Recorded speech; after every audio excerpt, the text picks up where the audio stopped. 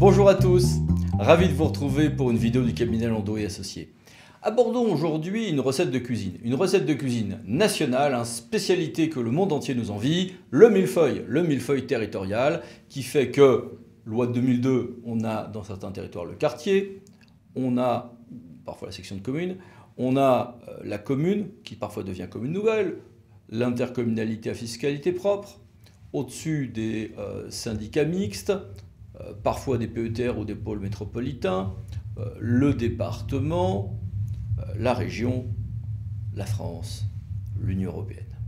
Si vous êtes plutôt salé que sucré, vous pouvez trouver l'image d'une lasagne plus pertinente, mais dans les deux cas, c'est tout de même bien gras, bien lourd. Ceci dit, si on reste sur le millefeuille, on constate que comme il y a moins de sous qu'avant, il y a quand même beaucoup moins de crème chantilly entre chaque feuille. Face à cela, abordons aujourd'hui ensemble la question des difficultés que l'on a à avoir une réforme de ce millefeuille. Prenons un exemple. Le 1er octobre 2018, le cuisinier en chef Emmanuel Macron propose le 1er octobre une possible fusion, évoque-t-on, entre département et métropole, dans les plus grandes des métropoles, avec même à terme une élection au suffrage universel direct qui serait commune à la métropole et au département. Or, il s'avère que ni l'Assemblée des départements de France, ni les présidents concernés qui se sont retrouvés invités à cette réunion et n'ont été concertés, donc on est loin de la méthode douce et transpartisane qui avait fait merveille dans le département du Rhône entre Gérard Collomb et Michel Mercier à l'époque. Le président de la République a toujours dit, conjointement avec le gouvernement, que ça serait une démarche qui serait de toute manière faite par consensus sur la base du volontariat qui ne concernerait que les plus grandes des métropoles. Très bien. Ceci dit, ça a commencé mal, puisque très vite, à Nantes, il est apparu qu'il n'y aurait pas un consensus sur ce projet.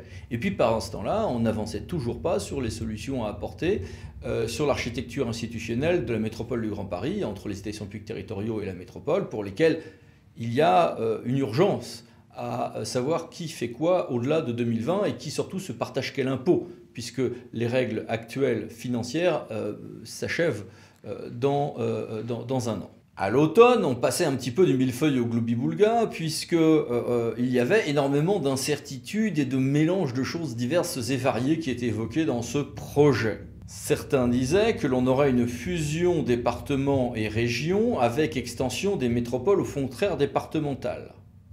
Bon, mais que peut-être on appliquerait le modèle lyonnais. Très bien, mais ce qu'on ne sait pas, c'est ce qu'on applique le modèle lyonnais, c'est-à-dire je maintiens le département hors le territoire de la métropole, mais comme deux instances séparées en fait en réalité, ou est-ce que comme on l'évoque, on fait une élection de suffrage universel direct, ce qui était envisagé pour 2026 par le président de la République, auquel cas on allait se retrouver à terme avec une question, c'est que fais-je pour l'élection en dehors du périmètre métropolitain? En octobre, un travail de consensus est assuré par le gouvernement. Ça correspond à la promotion de Mme Gourault au gouvernement avec une tâche, un objectif de calinothérapie. Mais en même temps, le feu commençait à prendre au niveau de la métropole du Grand Paris où les établissements publics territoriaux se regroupaient pour faire part de leur mécontentement sur un certain nombre de choses. Était annoncé un nouveau régime de DGF pour les intercommunalités qui est tout sauf neutre. Et le président du Sénat commençait de se rebiffer. Le parti du territoire, qui d'habitude n'est pas toujours d'un grand consensus politique, mais qui là aboutissait à un vrai consensus politique, c'est que c'est en octobre qu'on a commencé à savoir qu'au niveau des Bouches-du-Rhône, on allait sans doute résoudre la question en étendant le périmètre de la métropole Aix-Marseille-Provence au périmètre départemental, fusionner les deux dans un régime particulier, au moment où par ailleurs en Alsace on commençait à développer un régime particulier aussi, mais hors métropole, et le département devenant un petit peu le catalyseur de cette fusion. C'est plutôt perçu comme un succès du département. Bien, tout ceci donc confirmait qu'on allait vers des scénarios à la carte, métropole par métropole. Sauf qu'arrivé à novembre, le millefeuille sur bif. Ce furent des philippiques au moment du congrès de l'ADF, ce furent des rébellions au moment du congrès de l'AMF, on a eu des interventions assez fortes du département des Alpes-Maritimes, de la Gironde, de la Haute-Garonne, pour refuser ces projets. Et c'est là que le projet a commencé vraiment de prendre de l'eau, lorsque dans cet ensemble de millefeuilles, le Canelé bordelais a commencé à dire qu'il jetait l'éponge lui aussi. Les étapes de consensus n'étaient absolument plus atteintes en Gironde pour envisager sereinement, même en 2026, même après le départ d'Alain Juppé, qui de toute manière n'était pas encore supposé rejoindre le Conseil constitutionnel, c'est arrivé après, mais qui de toute manière, on parlait d'une réforme qui serait postérieure à sa présence, je parle le mandat commençant en 2026, mais néanmoins les consensus n'étaient plus là. À Lille et à Nantes, ça semblait déjà fort mal parti, donc on commençait à ne plus avoir qu'une incertitude persistante dans la région parisienne. Le dossier Aix-Marseille-Provence qui enfin était stabilisé, Lille et Nantes donc qui se disaient non, Toulouse et Nice qui disaient plutôt oui, ça allait assez cas à cas. En janvier 2019, nouvelle contre-offensive, notamment avec l'association qui désormais, la structure on va dire, qui désormais regroupe l'AMF, l'ADF et l'ARF, donc les maires, les départements et les régions, qui, le 21 janvier 2018, lance une nouvelle attaque sur ce point. Et le coup de pied de l'âne du côté de l'État fut d'ailleurs de valoriser d'autres associations à ce moment-là, notamment en pleine crise des Gilets jaunes, comme la MRF, etc.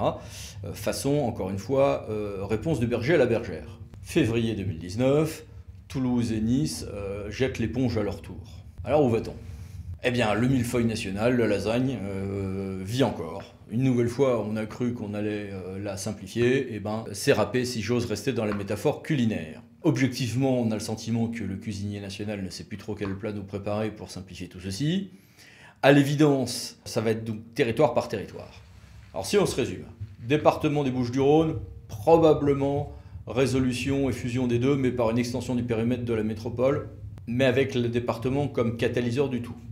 Et demain, sans doute une élection directe, etc. Très bien.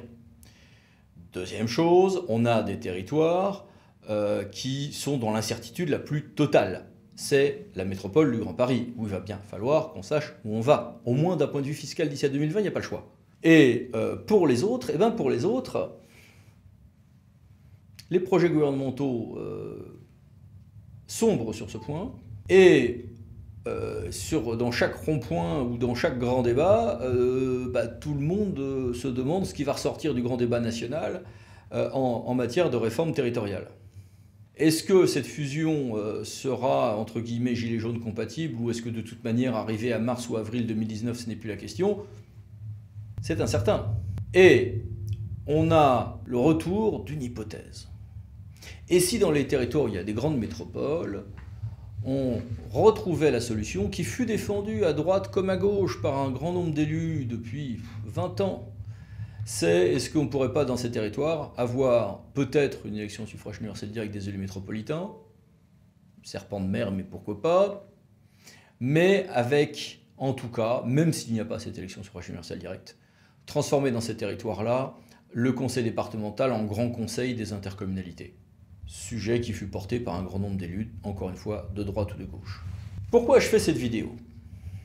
Parce que le sujet est lancinant, parce qu'il est central pour l'évolution de nos territoires et que on voit bien qu'il n'y a pas de consensus dans notre territoire pour ce genre de sujet, sauf quand les projets de réforme correspondent à des problématiques locales. Ce fut le cas autrefois à Lyon.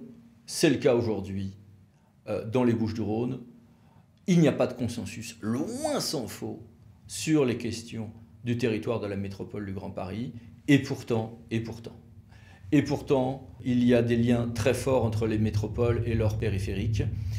Il y a besoin, bien souvent, de trouver des mutualisations. D'ailleurs, il y a énormément de territoires où on nous demande aujourd'hui de faire des mutualisations entre les grandes agglomérations ou métropoles et les services départementaux, et en droit, c'est très compliqué à faire, contrairement à la mutualisation entre communes et communautés, qui est, en tout cas juridiquement, relativement aisée. Et donc, on voit que ça patine et que notre territoire national peine à se trouver un modèle. Et même lorsqu'il s'agit d'être souple et de proposer différents modèles, eh bien, on a du mal aujourd'hui à accoucher des consensus et de trouver des solutions.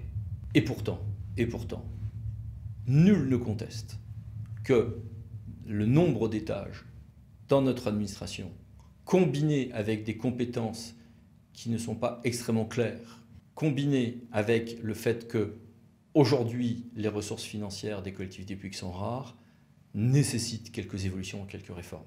Je ne sais pas si c'est une chance nationale que d'avoir cette complexité en tant que projection de notre pensée complexe, ou si c'est national, ou si c'est quelque chose qui est un boulet que l'on se traîne au niveau national.